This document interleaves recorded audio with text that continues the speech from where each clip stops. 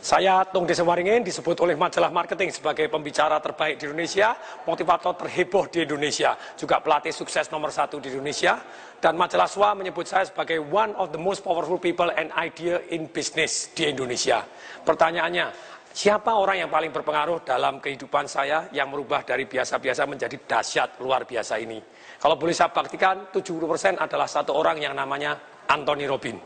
Sejak saya baca bukunya Awaken the Giant Within di tahun 1995 rangkumannya, kemudian saya beli bukunya tahun 96, kemudian saya beli CD-nya di tahun 2000, kemudian saya ikut seminarnya di 2001 dan ikut semua seminarnya saya habiskan gitu ya. Yang terakhir seminar Business Mastery di Melbourne itu saya harus bayar 10.000 US hanya untuk 4 hari 3 malam saja. Dan apa yang saya pelajari dari semua yang paling penting dari Anthony Robbins, baik bukunya, seminarnya, ada 3 hal yang paling penting yang akan saya rangkumkan kali ini. Satu adalah tentang pain and pleasure. Itu yang saya pelajarin dari Anthony Robbins. Ternyata manusia hanya bergerak cari nikmat, menghindari sengsara. Kalau kita jadi master, tuan dari pain and pleasure ini, kita jadi master dalam kehidupan. Tapi kalau kita menjadi budak, hanya cari kenikmatan jangka pendek, tidak tahan kesengsaraan jangka pendek, lupa kenikmatan jangka panjang, lupa kesengsaraan jangka panjang yang bisa menerima kita jadi budak dari pain and pleasure, tentu saja kehidupan kita akan berantakan. Dan dari pain and pleasure, jurus yang pertama ini, banyak pelajaran yang kita bisa gunakan sebagai pemimpin, sebagai penjual, sebagai kepala rumah tangga, bagaimana menggerakkan diri kita, menggerakkan orang lain. Pain and pleasure ini adalah dahsyat luar biasa, sengsara and nikmat. Itu pelajaran yang pertama yang saya dapat dari Anthony Robbins. Yang kedua adalah merubah satu yang namanya fear into power. Orang punya trauma-trauma masa lalu. Ada yang takut gelap, ada yang kecanduan ngerokok, ada hal-hal yang negatif dalam kehidupannya. Bagaimana merubah fear into power ini adalah pelajaran yang luar biasa yang saya terima dari Anthony Robbins. Bagaimana merubah fear into power? Takut menjadi kekuatan, 3 hal doang yang saya saripatikan. Satu adalah tergantung gerakan kita. Dikatakan oleh Anthony Robbins, our emotion is created by our motion. Kalau kita berdirinya begini, tentu saja Anda akan jadi loyo, Anda takut, Anda begini, ada jalannya ini tidak bisa. Kalau Anda berdiri dengan tegak, say yes, yes, Anda mantap tegak. Seolah-olah bawa ransel 40 kilo dan Anda jalan mantap seperti begitu, Anda akan jauh lebih berani. Anda guncang bumi, Anda lunjak-lunjak, yes, Anda seketika dari takut jadi berani. Dari ragu-ragu jadi penuh keputusan. Ini, semua orang yang sukses mengalami emosi tidak pada tempatnya. Orang sukses juga mengalami ragu-ragu, orang sukses juga mengalami ketakutan, orang sukses juga mengalami khawatir, orang sukses juga mengalami males. Tapi orang sukses walaupun dia males, ragu-ragu, khawatir, takut, dia tetap take action. Jadi sekali lagi, sukses itu bukan karena absennya ketakutan, tapi karena kita bisa memanage ketakutan, bahkan merubah ketakutan menjadi kekuatan kita. Inilah ilmu yang saya pelajari dari Anthony Robbins yang kedua, yang sangat bermanfaat.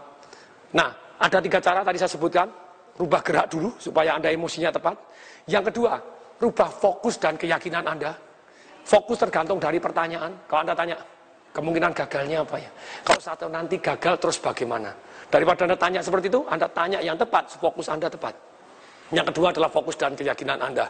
Fokus Anda tergantung pertanyaan. Kalau Anda tanya, kalau saya sukses nikmatnya seperti apa? Yes, ada kemungkinan gagal. Supaya kemungkinan berhasil lebih besar, dengan bertanya gini, fokus kita mengarah ke solusi, bukan emosi. Nah, dengan fokus ke solusi dan emosi, Anda menemukan jalan untuk breakthrough, tembus, dan tembus. Nah, yang kedua B tadi adalah satu yang namanya keyakinan. Saya adalah. Keyakinan ada 2 macam. Satu adalah yang namanya aturan atau rule di dalam hati kita. Bila saya begini, maka saya begini. Yang kedua adalah identitas. Saya adalah. Agama adalah, kerja adalah, cinta adalah, wanita adalah. Itu definisi, identitas. Dan kemudian 2 keyakinan ini sangat mempengaruhi kita. Kalau kita kepengen punya rumah besar, tapi dalam hati kecil kita punya keyakinan, bila rumah saya besar, maka bersihnya susah, Anda kan tidak, atau susah punya rumah besar. Nah, ini Anda harus rubah dengan betul sih, bila saya kepengen kaya, maka saya harus 1 hari keluar 10 kali untuk jadi marketing di jalanan. Kalau 10 kali 1 keluar, 2 kali maka akan bawa hasil. 2 kali hasil, 25 hari kerja, 50 hasil, saya akan jauh lebih kaya. Baru keluar 2 kali, udah panas, tidak mau. Kenapa? Karena keyakinan Anda tidak kongruen, bulat. Maksudnya bulat apa?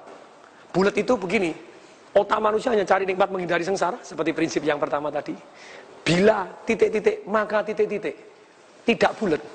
Positif dan negatifnya campur, otak Anda bingung. Otak manusia seperti magnet. Dia hanya mengejar kenikmat, menghindari sengsara.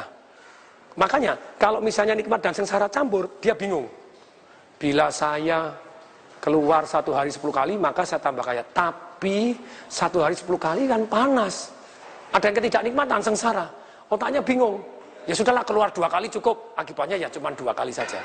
Otak manusia, keyakinan ini bertanggung jawab sepertiga kesuksesan kita. Kalau kita belum sukses, bongkar keyakinan Anda. Dalam buku Financial Revolution saya bahas total tentang keyakinan ini. Kalau orang punya keyakinan, mau sih kaya, tapi uang kan akar dari segala kejahatan. Menurut kitab suci, wah repot lagi, Anda lebih yakin lagi. Padahal di kitab suci bunyinya bukan begitu. Itu namanya salah baca ayat gitu ya. Kalau Anda punya keyakinan uang adalah akar dari segala kejahatan, siapa yang mau jahat dalam hidup? Anda uang banyak tidak mau nanti dikirain jahat. Jadi serakah lagi, ya repot begitu. Kalau uangnya banyak, itu Anda jauh lebih amal, lebih baik. Bukan uang akar dari segala kejahatan, tapi cinta uang akar dari segala kejahatan. Kalau Anda cinta uang lebih dari saudara Anda cinta uang lebih dari istri Anda, lebih suami Anda, ya tentu saja itu sudah pasti. Dari Tuhan apalagi ya Anda akar dari segala kejahatan. Uang adalah netral, baik saja, adalah alat untuk mencapai tujuan kita secara positif ataupun secara negatif, tergantung orangnya. Nah, keyakinan ini bila maka uang adalah, kalau tidak dibuat bulat, kalau Anda mau lanjut belajar ini, belajar di Life Revolution saya, belajar di Financial Revolution saya, ini akan penuh manfaat. Kita rubah ini baru kita sukses. Itu keyakinan. Berikutnya yang ketiga, pilihan kata kita, itu akan sangat mempengaruhi emosi kita. Kalau Anda bilang aku bingung, ya tentu saja kalau Anda bingung ya langsung bingung. Otak Anda seperti dikasih virus, dikasih program, disuruh bingung. Daripada Anda bingung, rubah pilihan kata Anda. Saya akan cari informasi tambahan. Saya akan cari siapa yang sudah bisa. Loh, kalau Anda ngomong begitu, daripada aku ngomong bingung sebentar, daripada bingung sebentar. Begitu Anda bingung, langsung diganti. Saya harus cari informasi tambahan. Dengan demikian, tentu saja mendadak seketika otak kita diarahkan, yes, saya harus cari informasi tambahan. Kalau Anda ngomong, saya marah, apalagi Anda mengatakan, kamu membuat saya marah, wah itu level yang terjelek. Anda membiarkan emosi Anda digantungkan pada orang lain. Ingat, tidak ada orang satupun yang bisa membuat Anda marah, kecuali Anda mau, gitu ya. Dan tergantung. Nah, pilihan kata ini sungguh sangat berpengaruh dalam mengontrol emosi kita, merubah fear into power. Pilihan kata ini akan sangat mempengaruhi emosi kita. Untuk itu, pilih kata-kata. Saran saya, lakukan puasa ngomong negatif selama 10 hari. Manusia juga dalam agama Islam Anda puasa 1 bulan. Kenapa tidak Anda puasa 10 hari ngomong yang negatif? Anda list kalimat-kalimat yang negatif Anda, yang mengeluh-mengeluh, dirubah jadi yang positif. Yang positif dirubah jadi dahsyat luar biasa. Sejak dulu saya ditanya, apa kabar? Dulu jawabannya baik, normal, dahsyat, mantap, gitu ya. Terus kemudian, Anda kata-kata apa yang biasanya Anda gunakan, capek deh, ganti. Harus semangat nih. Bilang males, daripada males Anda bilang, mau cas baterai. Sama sih Anda tidur-tiduran, sebentar mau males-malesan. Daripada aku lagi males nih, jangan, aku lagi cas baterai, sebentar lagi siap meledak. Beda toh. Anda bilang kalimatnya, aku ditipu, emosinya langsung drop, tidak karu-karuan. Lebih baik diganti apa daripada aku ditipu? Ongkos sekolah saya. Jadi daripada aku ditipu 10 juta, ongkos sekolah saya 10 juta. Saya seringkali orang melebih-lebihkan. Lah aku ditusuk dari belakang. Kalau saya lagi terapi, saya lihat, mana lubangnya, tidak ada gitu. Ditusuk belakang. Anda bilang, gangguin, tidak ada penusukan dari belakang gitu ya. Kalau Anda menggunakan kata, aku patah arang, ganti besi aja, beli yang baru. Jadi dengan demikian kalimat-kalimat ini, positif membuat Anda dahsyat luar biasa. Jadi jurus kedua dari Anthony Robbins, merubah takut jadi kekuatan. Saya rangkumkan 3 hal. 1 dengan merubah gerak. Yang kedua dengan merubah fokus kita dengan pertanyaannya. Dan 2B, yaitu merubah keyakinan kita, susunan keyakinan kita. Uang baik adanya, gitu, yang tidak baik orangnya, gitu ya. Yang ketiga adalah pilihan kata kita. Pilihan kata kita akan sangat mempengaruhi emosi. Puasa 10 hari Anda ngomong negatif. Kalau nekat dalam hari ketiga, masih ngomong negatif berlarut-larut dan tidak pernah Anda ralat, kembali lagi hari pertama. 10 hari straight harus puasa ngomong negatif. Perhatikan perubahan terhadap nasib Anda. Perubahan kanan kiri Anda, betapa senangnya terhadap Anda yang baru, yang lahir baru, yang lebih positif. Ini yang jurus kedua yang saya belajar paling bagus. Setelah pain and pleasure, merubah fear into power. Yang ketiga adalah modeling. Itu yang saya belajar dari Anthony Robbins. Maksudnya apa modeling? Dia bilang sukses meninggalkan jejak. Satu cara untuk menjadi orang besar, bergaullah dengan orang yang besar. Sekali sukses bisa jadi beruntung semata. Kalau berkali-kali sukses, sudah pasti bukan beruntung. Dan berkali-kali sukses meninggalkan jejak. Kita Kalau mau sukses, kerjasama, belajar dari orang-orang dengan orang-orang yang terbaik ini, tentu saja kemungkinan sukses kita jauh lebih besar. Nah, ilmu modeling, ilmu kalau bahasa kasarnya nyontek, kalau bahasa saya adalah ATM, amatin, tiru, dan modifikasi jauh lebih baik. Tentu saja, bayangin, sekarang kalau Anda modeling, Anda mau belajar badminton, belajar dari mana? Rudi Hartono atau Rudi Hartini? Tentu saja Rudi Hartono. Kalau Anda belajar dari Rudi Hartono, tentu saja kemungkinan suksesnya jauh lebih besar daripada Rudi Hartini yang tidak pernah main badminton. Ini makanya modeling, Anda harus belajar dari orang-orang yang sudah sukses dan mengalaminya. Saya baru aja naik Gunung Rinjani.